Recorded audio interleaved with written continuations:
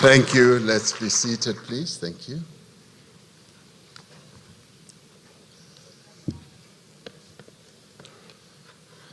Minister of Basic Education, Deputy Minister of Basic Education, and the Chairperson of the Portfolio Committee on Basic Education, Honorable Joy Maimela, and the Chairperson also of the Select Committee on Education, Honorable Maki Feni, the Director General of Basic Education, the MECs who are here present, particularly our host MEC of Basic Education here in Gauteng, and the members of the national and provincial legislatures and representatives of political parties, this being a non-political party activity, so behave yourselves, and representatives of teacher unions and representatives of school governing body associations, higher education institutions that are here present, education organizations and civil societies, and internationally based organizations both on our continent as well as internationally, and more broadly, those who are part of the UN system, and representatives of business who continue to support the work that we do, and all guests and ladies and gentlemen. It's always wonderful for me to be here with men and women whose work in many, many ways is shaping our nation's future. Whether you are an educator, whether you are in organizations that support education, and whether you are in teacher unions, in parliament, it is really wonderful to have people like yourselves devoting so much time to come and talk about the most important undertaking that any country has to embark upon, educating its young people. Education is the bedrock upon which societies are built and on which they thrive, but it is also the bedrock upon which the futures of nations are made. Because education enables development. In many ways, it is a catalyst of progress for individuals, for communities, for countries, and for economies as well, and for families. Basic education in particular is the most crucial determinant of whether an education system succeeds, falls short, or fails. We therefore regard the annual Basic Education Lekgotla as one of the most important events on the national agenda, and that is why whenever the invitation comes, I, Deputy Minister, don't only honor, I do what you said, I respect, and that's what brings me here. So to put this into perspective, in its recent South Africa economic update, the World Bank singled out basic education as one of the 3 sectors with the greatest potential to drive inclusive growth and to transform South Africa into a high-income country. Now, what is greatly encouraging is that the reforms proposed by the World Bank in areas such as prioritizing foundational years are very much aligned with the department's vision. early childhood development, numeracy, and early grade reading are just some of the focus areas highlighted in the World Bank report. Minister is absolutely right. I've often said to her, we should have started with the early childhood development 30 years ago. And if there is any mistake that we have made as a nation, as a government, it is this one.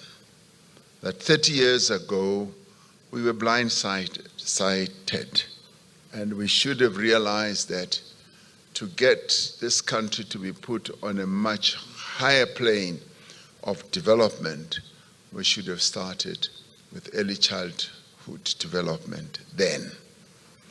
We would have had a cohort of people who would have started their learning much earlier and who would be contributing much more effectively. And we should have understood what Bantu education or apartheid education did to the people of this country. And we should have immediately decided to remedy that. But as they say in the classics, better late than never. Other countries maybe are nowhere near what we are doing. Now we need to gather speed, focus, and momentum. Last year in 2024, we achieved the highest matriculation pass rate in our country's history. Now, the achievements of the class of 2024 reinforce our commitment to developing our nation's most valuable resource, our young people. This achievement shows that we are indeed steadily undoing apartheid's legacy of intergenerational poverty, disadvantage, lack of opportunity, and indignity. Our learners, our educators, our parents, and caregivers deserve our collective appreciation alongside school governing bodies and partners in civil society who've been very much a part of this journey, as well as our trade unions, as well as the academia. They deserve the greatest round of appreciation which we should give. However, we must also say these impressive outcomes stand in stark contrast to what we see in the early years of education. We are all aware of the 2021 Progress in International Reading Literacy Study that showed that more than 80% of grade 4 learners in our country cannot read for meaning in any language, including in their own home language. Now, that is a real bad situation. South Africa also ranked low in a recently published study on trends in international mathematics and science, which surveys capabilities in grades 4 and 8. Not having mastered basic skills in reading and maths at foundation level sets the tone for how a learner will perform in high school and beyond. And that is why early childhood development education becomes the key foundation and bedrock. So correcting these shortcomings is for us the most urgent of tasks.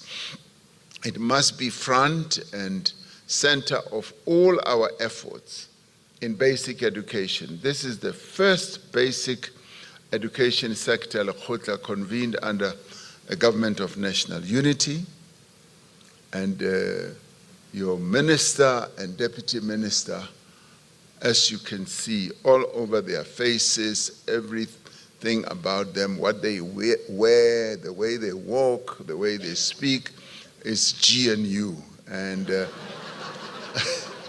that's what it is. And whether they themselves like it or not, they are branded with that, GNU. Now, it is taking place at the confluence of a number of developments that are key to our nation's progress. The first of these is that we are now in the implementation phase of the medium-term development plan, it's government strategic framework for the next 5 years. The second is that we are now in the 5-year countdown towards achieving the Sustainable Development Goals of the United Nations, and in particular SDG 4, on ensuring inclusive and equitable quality education and promoting lifelong learning opportunities for all. The third key development is South Africa's G20 presidency, with its theme of solidarity, equality, and sustainability. As the host to the G20 Education Working Group, we have a unique opportunity to drive a progressive agenda for inclusive and equitable education within the framework of the G20. And our Minister Kwahube, has been traveling the globe. Last year, she spent a lot of time in Brazil, interfacing with the G20 process that was held in Brazil, and now she has the opportunity to lead the one that is part of our G20 presidency. The theme of this year's Lekgotla, strengthening foundations for a resilient, future-fit education system, is therefore, in my view, most appropriate and timely. Globalization, open knowledge flows, and advancing technology are rapidly changing the world of work. The World Economic Forum's 2025 Future of Jobs report shows the world's fastest growing and fastest declining jobs. At the top of the pyramid, the jobs that are growing fastest are in big data, specialists, that is, user interface and user experience engineers, data warehousing specialists, and renewable energy engineers. At the bottom of the pyramid, some of the jobs that are now in decline include bank tellers, data entry clerks, cashiers, admin assistants, bookkeeping, and payroll clerks and telemarketeers, amongst others. So they are right at the bottom. Many of these occupations that are in decline are entry-level positions for young people entering the job market after school. Now, artificial intelligence and large language models are cutting a swath across many types of work. And one of these applications, ChatGPT, has an estimated 300 million weekly active users globally. Now, the share of students that are using ChatGPT to assist them with school assignment has doubled between 2023 and 2024 in the United States alone. Now, the first generation to grow up with the internet, the Gen Z, as they say, are already in their 30s. Generation Alpha, the first fully digital generation, are now in high school. Now, the babies born this year are the start of Generation Beta and will begin school in 2030. Now, these Generation Beta children will be mastering the use of artificial intelligence tools for schoolwork, for problem solving, and for life advice before they even reach high school. Now, this is to say nothing of their future career paths. There are now tools that can build a website I'm told, in 30 seconds and compile a fully referenced research paper in about a minute. Now, these sites can do anything. Now, the other day, my spokesperson, Vincent Magwenya, was showing me a picture where it was said that I was in a press conference and seated, and a few people standing by, and he was standing next to me. It was AI generated. Of course, I didn't have such a press conference. Now, it made me look so handsome. I was really good looking. It completely distorted his looks. He didn't look handsome at all. So this is what AI does. It just generates these things, and then they said I had said things that I never said. So when we speak of equipping our young people with the skills for a changing world, we are not only talking about the structure of education needing to be transformed, but it is its method of delivery as well. I'm pleased that this is an issue that is prioritized at this basic Education Lekgotla. We have to adapt to this new reality, or possibly this new risk, and the consequences of last century methods that cannot deliver new century outcomes. As impressive as technological advances have been, technology is but a complement to human endeavor. There is no substitute for solid foundational education that is led by committed and capable educators that sets the stage for a more effective and equitable education system.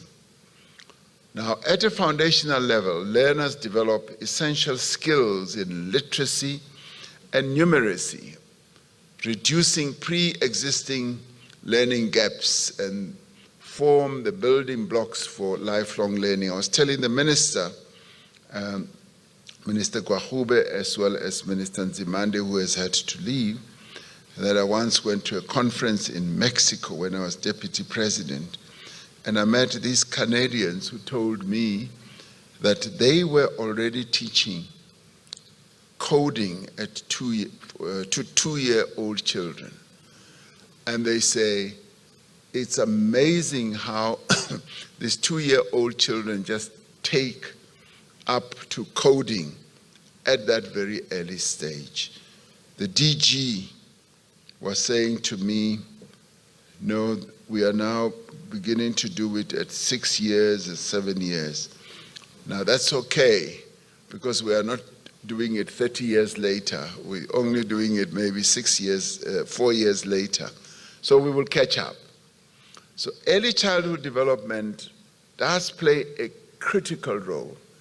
It is a strong social equalizer, with children from disadvantaged families benefiting most. And I have seen how they benefit.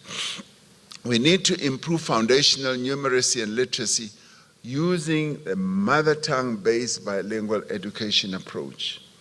We are encouraged by the department's efforts to renew or review and realign our existing curriculum, including the issue of assessment, learning and teaching support material, and teacher development programs. Equality and access must guide everything that we do.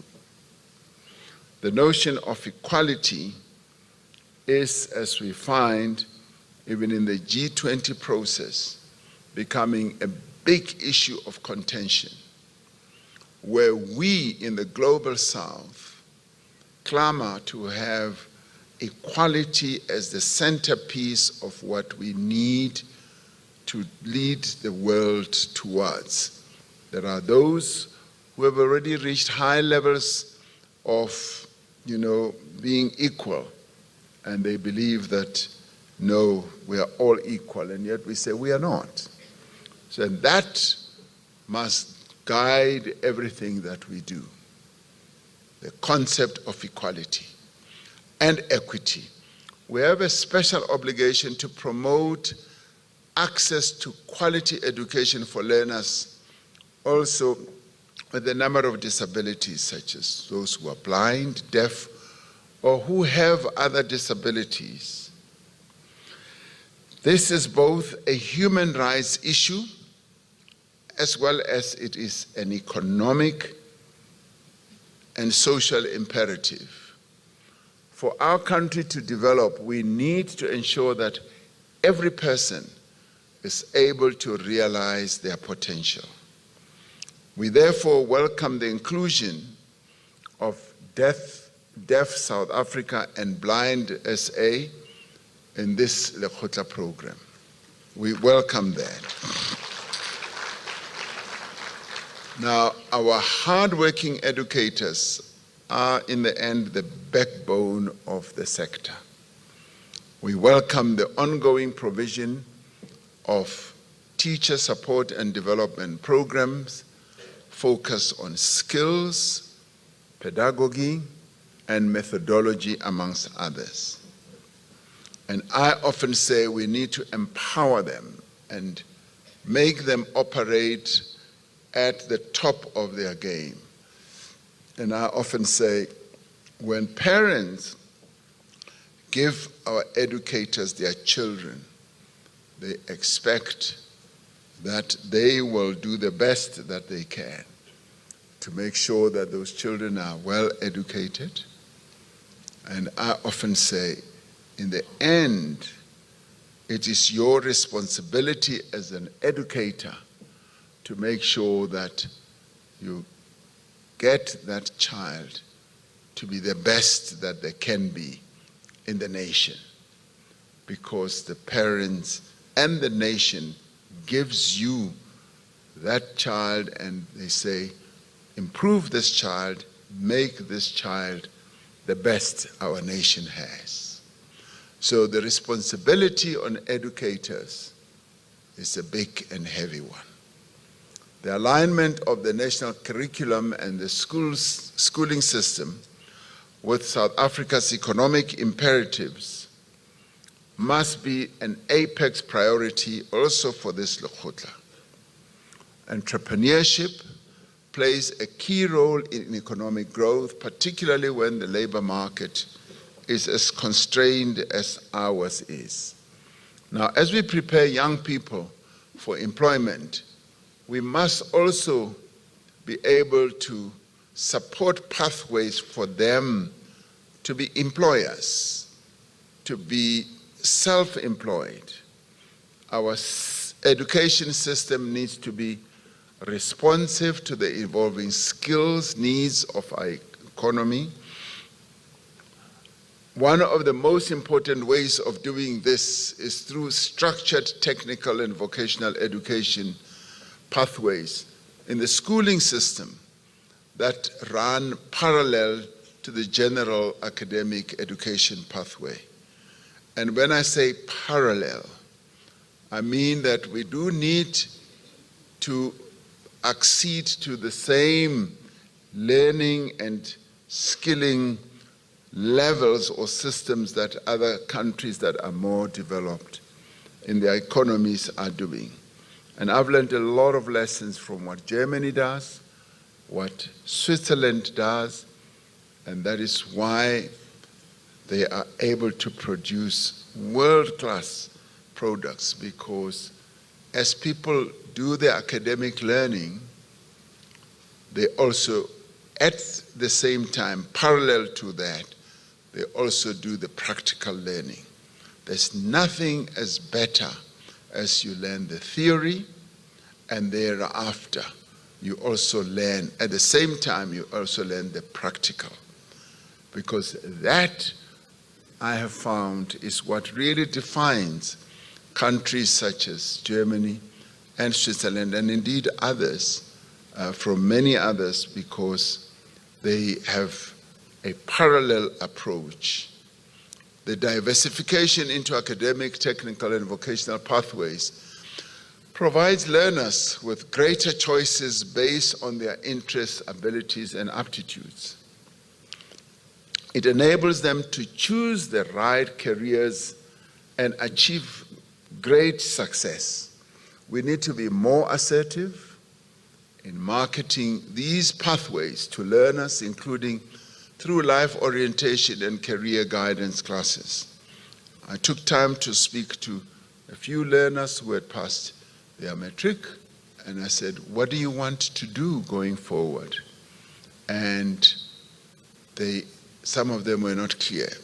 Have you applied to university? Yes, I applied for this, but they didn't take me because I didn't have the right level of mathematics. What was your fallback position? What is the other option? I don't know.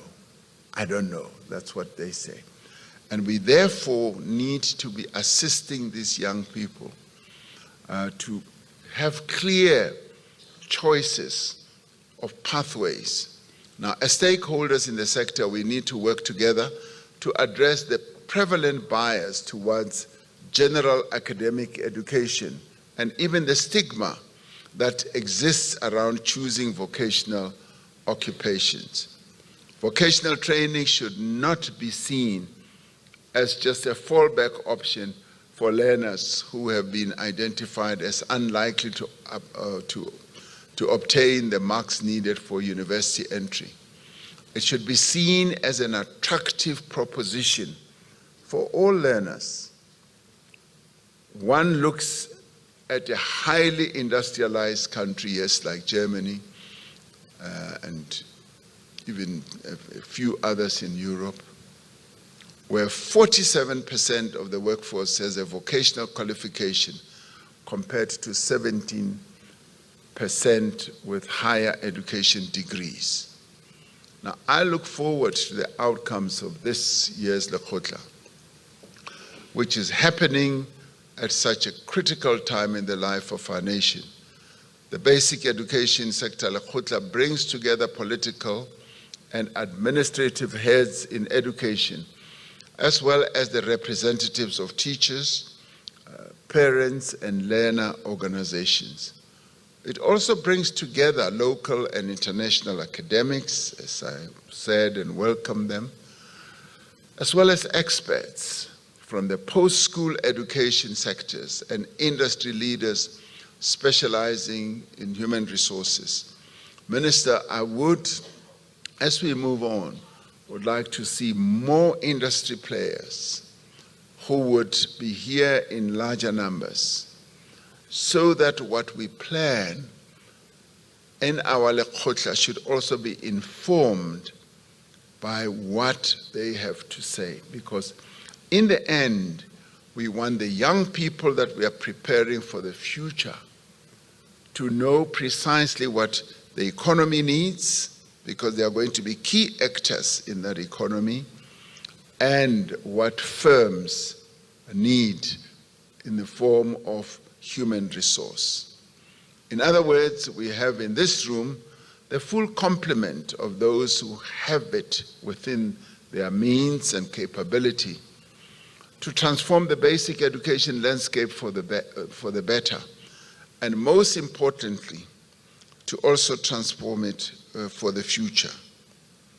And if we can embrace these types of approaches and be more practically oriented in doing what needs to be done, and come up with more innovative ways of dealing better with our past. I often say that we are dealing with what happened in the past.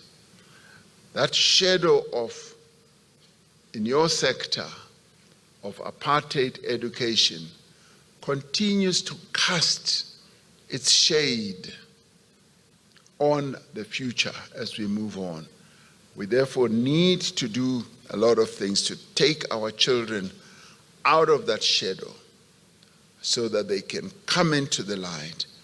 And we do so by fully embarking on innovative methods, innovative ways of being able to come up with innovative solutions.